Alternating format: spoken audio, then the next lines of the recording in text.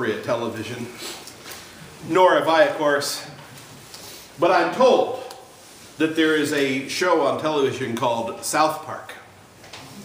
A show about a group of children living in Colorado that make the little rascals look like choir boys. And one of the main characters on South Park is named Eric Cartman. And for those of you who are a bit older, you remember Archie Bunker. Well, Eric Cartman is a cartoon version of Archie Bunker. He's a racist, foul-mouthed, arrogant little boy who, like Archie Bunker of my day, raises all of the pertinent social issues of the day and attacks all of them with wild abandon, throwing political correctness out the window. One of his famous sayings in South Park is, "Respect my authority," which he pronounces Authoritah. So as the character develops, we learn that Cartman wants respect more than just about anything in the world, and he will try to get it through bluster and bravado and demands for everyone to respect my Authoritah.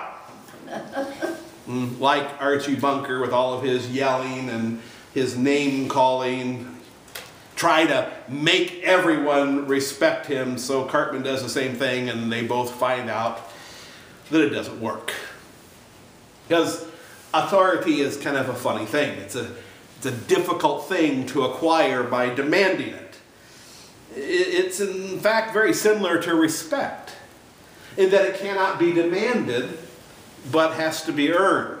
Respect comes from a word that means to look back, to regard something from the past. In other words, people look back on your actions or your words, and they'll either see them as worthy or unworthy.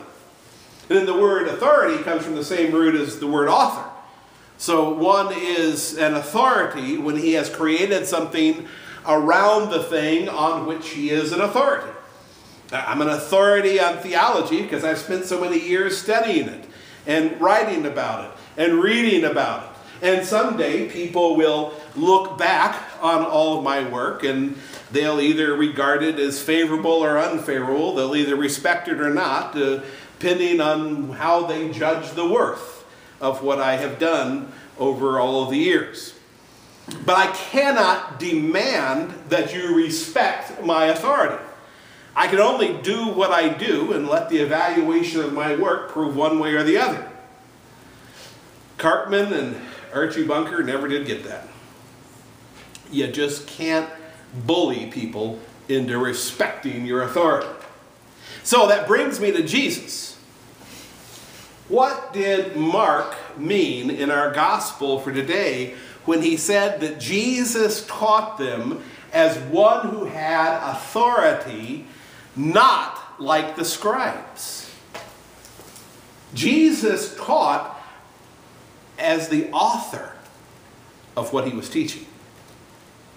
They respected his authority because looking back on their lives, they could see that the scribes had always just taught what they had been told, had taught what they had previously been taught themselves. Jesus, on the other hand, was teaching as one who had been there and done that. The secret of true authority, biblically speaking, is that it has to go back to the author. And if it doesn't go back to the author, it's dangerous. Like when someone says that God wants all of us to be rich and powerful in this life. First thing we have to do is ask that TV preacher if the Bible supports that statement. Because nowhere do I see that God desires his people to be rich and powerful. All I see throughout the Bible is calls for sacrifice. The author says that we are to give up all the things of this world, and if we have things of this world, to use them in serving him, not luxuriate in them. So Jesus showed up at the synagogue in Capernaum, and he started teaching, because that's what rabbis do. Except people noticed immediately that he taught differently from all the other rabbis. He was not repeating what he had learned. He was proclaiming something new, something no one had ever heard before. Grace and forgiveness for free. See, you and I, we've heard free grace our whole lives. We've heard free grace and forgiveness so much that it's sort of become old hat to us. But Jesus proclaimed this concept to people who lived under a constant threat of punishment. Not only would they potentially be punished eternally for their failure, but they could be punished immediately as well. Technically, remember, these people were still living under Levitical law, where a person could be stoned to death for certain violations. Now, the death penalty was more difficult to impose under Roman rule, but they would certainly be completely ostracized by the community. Their lives would be made as miserable as possible. And here Jesus is proclaiming grace and forgiveness and love. Of course, the goal always, right, was for the Messiah to come. All through the Old Testament, that's the goal, for the Messiah to come. And when he came, that's exactly what he was supposed to be preaching. Grace and forgiveness and love. And here Jesus was doing it. Here he was proclaiming the reign and the rule of the Messiah in his time. Right there in their hearing. Why would that not be wonderful news?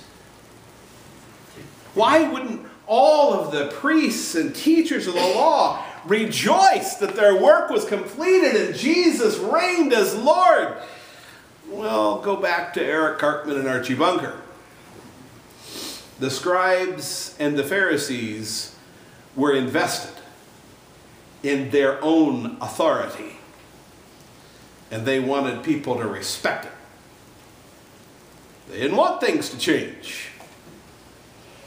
They didn't want people to live their lives free in forgiveness and in grace. Because if that were so, what would their authority mean? No one would respect their authority, because their authority was all based on punishment.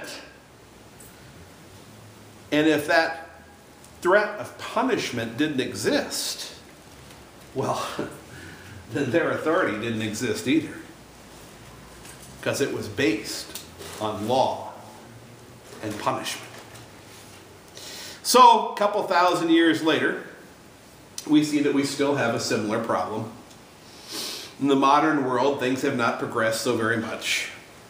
Because I still listen to the news, and I still hear politicians, and I still hear religious authorities demanding that we respect their authority, and they still have failed to understand that the only authority they have, the only authority that's worthy of any respect, is the authority that comes from the author. Only leaders who are speaking authority given to them from God are worthy of respecting. At least beyond minor matters. I mean, if a civil leader wants to raise taxes, money is a minor matter, fine.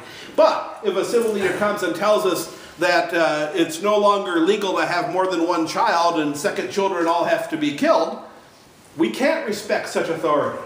If a religious leader comes along and tells us we have to do certain pious works in order to prove our faith, then we have to ignore them, because that's not consistent with the author. The only role of leaders, with real authority is when they repeat the words of the author.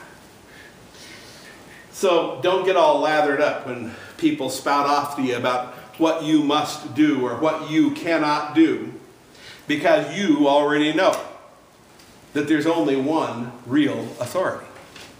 And he has been good enough to write down for us everything that we need to know. And the bottom line, the main point of that 1,000+ page document that he wrote for us, that we call the Bible, is love. Love God with all your heart and all your mind and all your soul, and love your neighbor as yourself. that was what astonished them when he taught. Who would have guessed that love was the bottom line? That love was the point of it all? Because you see, the leaders were so busy demanding that people respect their authority, that they had missed the love. Don't do likewise.